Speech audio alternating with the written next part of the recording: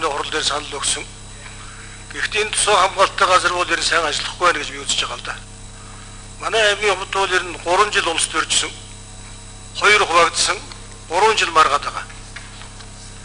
Таны шүлэлсэн тэр даргыг бол буцаад тавьгүйсэн 3 шатны шүүхийн шийдвэр гарсан. Та хэрэгжүүлээгүй. Саяхан одоо шүүхийн шийдвэр биелүүлэх алууны шийдвэр гарсан байлаа. Та энийг ер нь хязээ энийг биелүүлэх юм бэ? Яагаад ингэж улс төрж байгаа юм бэ? Тэгээд тэнд ерөөсөө огт ажил хийгдэхгүй байна. Энэ тал дээр асуумаар байна. За. Баярлалаа. За өгн даага харуулах хэрэгтэй маа. За хагасаг сайд хариулъя.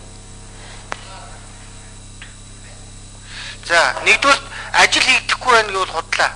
Та ямар нэгэн байдлаар шалгалт оруулж болно. Тэр ажлуудын манай дээр ирсэн тайлан бүх юмнуудыг үзэж болно.